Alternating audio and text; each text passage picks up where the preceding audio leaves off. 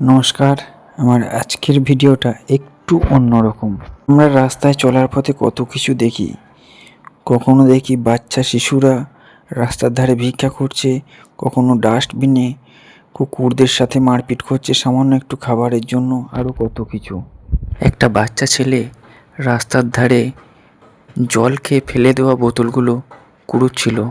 ঠিক সেই সময় একজন বাইক নিয়ে এসে দাঁড়ায়, একজন গণ্যমান্য ভদ্র মানুষ, পোশাক দেখে তো তাই মনে হয়, এসে দাঁড়ায় এবং বাচ্চা ছেলেটি এসে সেই মানুষটিকে ভিক্ষা চায়। বলে, বাবু কিছু টাকা দেবে? এত গরমে কিচ্ছু খাইনি, একটু খাবো।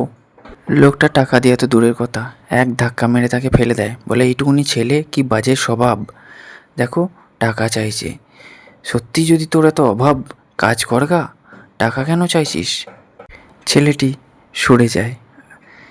তারপরেই দেখি লোকটা হাতে একটা ডাব কিনেছে, কারণ অতিরিক্ত রোদের জোর, বুঝতেই পারছো প্রচণ্ড গরম। একটা ডাব কিনেছে, হাতে আছে একটা 80 টাকার ডাব। লোকটার মধ্যে একটু রাজকীয় ভাব। সেই ডাবটি খেয়ে ছুঁড়ে ফেলে দেয় রাস্তার মাঝ দিয়ে। এবার আপনারাই বলুন, শিক্ষার অভাবটা কার? ডাবটি খেলেও এবং রাস্তার মাঝ দিয়ে ফেলে দিল। তাহলে কার স্বভাব সব থেকে খারাপ, ওই বাচ্চা শিশুটার না এই মানুষটার? জামা প্যান্ট পরা, ভদ্র সভ্য, হাতে 80 টাকার ডাব, একদম রাজকীয় ভাব। যখন আমার তো মনে হয় আসল শিক্ষারই অভাব। যাই হোক, টাটা, পরের ব্লগে আবার